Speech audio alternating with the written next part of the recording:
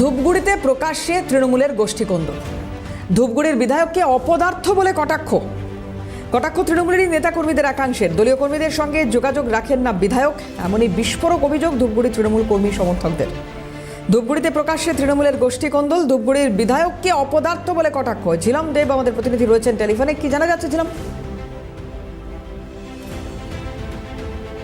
দাশগুপ্ত যে হল রয়েছে সেই হলে কিন্তু এসপি ওবিসি সেলের উদ্যোগে কৃষ্ণ দাসের নেতৃত্বে কিন্তু সেখানে একটি কর্মী সভার আয়োজন করা হয়েছিল এবং সেই কর্মী সভায় কিন্তু ব্যাপক পরিমাণ মানুষের ভিড় দেখা যায়।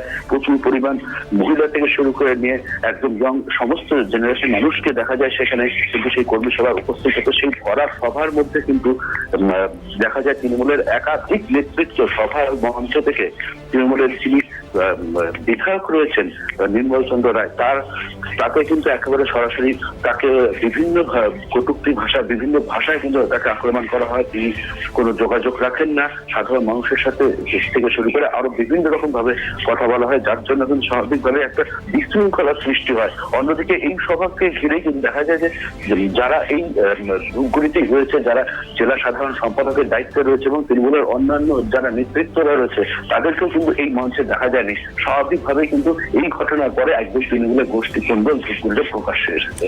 অতীতে যেটা দেখা গেছে ঝিলাম, যে বিভিন্ন জায়গায় বিধানসভা হোক লোকসভা হোক প্রার্থী দেওয়ার পর সেই প্রার্থী নিয়ে একটা দলের ভেতরেই কোথাও কোন দল বিভিন্ন রাজনৈতিক দলে বিভিন্ন সময় দেখা গিয়েছে, কিন্তু ধূপগুড়ি বিধানসভার উপনির্বাচন আলাদা করে হয় এবং তারপরে এই তৃণমূল কংগ্রেসের জয়লাভ সেটা একটা আলাদা মাত্রা এনে দিয়েছিল। তখনই কি তাহলে এই প্রার্থীকে পছন্দ ছিল না দলের একাংশের? দেখো, ঠিক যেমনটা তুমি বলে যে আর এর আগে যিনি বিধায়ক ছিলেন বিষ্ণুপদ রায়, যিনি বিজেপি থেকে জয়ী হয়েছিলেন এবং তারপরে কিন্তু ধূপগুড়িতে একটা বিজেপির শক্ত ঘাঁটি হিসেবে ধরা হতো, কিন্তু ঠিক সেই সমস্ত কিছু উল্টে দেয় কিন্তু তৃণমূল এবং সেখানে বিধানসভা বাই ইলেকশনে সেখানে এই তৃণমূলের প্রার্থী নির্মল চন্দ্র রায়, যিনি কিন্তু একেবারে কোনো রাজনীতির সাথে যুক্ত ছিলেন না, তিনি একজন কলেজের প্রফেসর, তাকে নিয়ে আসা হয় মুখ করে এবং এরপরেই কিন্তু দেখা যায় যে তার প্রচারের ক্ষেত্রে প্রত্যেকের কিন্তু একটা যে ভূমিকা সেই ভূমিকা কিন্তু সঠিকভাবে ছিল না বলে শেষ মুহূর্ত যেন পিছিয়ে যাচ্ছিল তৃণমূল, তেমনই একটা অঙ্ক উঠে আসছিল। সেই সময় কিন্তু মাঠে নামেন স্বয়ং অভিষেক বন্দ্যোপাধ্যায় এবং তুমি জানো যে ধূপগুড়িকে মহকুমা ঘোষণা করার একটা কথা বলা হয় এবং সেই মহকুমা ঘোষণা করার সেই কথার পরেই কিন্তু সম্পূর্ণ অঙ্কটা বদলে যায় এবং জয়ী হয় তৃণমূল। অনেক ধন্যবাদ ঝিলাম। কথা বলছিলাম, ঝিলাম দেব ছিলেন টেলিফোনে। তৃণমূল এবং বিজেপির তরফ থেকে কি বলা হচ্ছে শুনবো।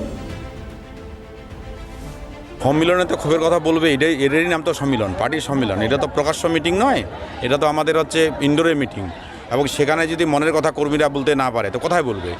বাইরে তো আর বলা যাবে না। তাই আজকে সম্মিলনের মধ্যে এটা তুলে ধরা হলো, যেসব জিনিসগুলো আমরা দেখলাম যে কোন কোন জায়গায় আমাদের দুর্বলতা আছে, কোন কোন জায়গায় খুব বিক্ষোভ আছে, সেগুলোকে মিটায় যাতে আমাদের এই ধূপগুড়িতে সংগঠন শক্তিশালী হয় তার রণকৌশল আমাদের তৈরি করতে হবে। আপনারা হয়তো কেউ নাম ধরে চেনেন না, যাদের পাশের বাড়ির লোক চেনে না। আমার এমএলএ ভাবছে আমি ক্ষমতায়, আমি যা বলবো সেটাই শেষ কথা, কিন্তু সেটা শেষ কথা নয়। আমরা কেউ পঞ্চায়েত সমিতি এমএলএ এমপি হয়ে জিতবো, যারা দিন রাত্রি পরিশ্রম করে হাজার হাজার কর্মীরা এদেরকে জিতিয়ে আনে, তারপরে তারা ভাবে কি আমাদের মুখ থেকে এই বাংলার মানুষ ভোট দিয়েছে, এই ধূপগুড়ির মানুষ ভোট দিয়েছে, আমি রাজা, আমি যা বলবো আমি শেষ কথা বলবে আপনাদের মতো তৃণমূল কর্মীরা। তৃণমূল তো কোনো রাজনৈতিক দল নয়, একটি টাকা মারা কোম্পানি, প্রাইভেট লিমিটেড। তো এখানে একজন সাধারণ কর্মী যখন বিধায়ককে অপদার্থ বলছেন, তাকে গালমন্দ করছেন, বুঝতে হবে সেখানে তাদের একটা গোষ্ঠীকন্দল রয়েছে যেটা প্রকাশ্যে আসছে। এবং বাস্তবেও তো ধূপগুড়ি যিনি বিধায়ক তিনি তো ধূপগুড়ি কোনো কাজ করতে পারেননি। সাধারণ মানুষ যেটা বলছে এখন তাদের মুখ দিয়েই সামনে আসছে। বিধায়ক তো ক্ষমা চাওয়া উচিত ধূপগুড়িবাসীর কাছে, তিনি যে যে উন্নয়নের বার্তা দিয়েছেন সেগুলো কোনো কিছুই করতে পারেননি। এতে আমাদের বলার কিছু নেই, জনগণ বুঝবে এবং তাদের নিজেদের গোষ্ঠীকন্দল প্রকট হচ্ছে সামনে।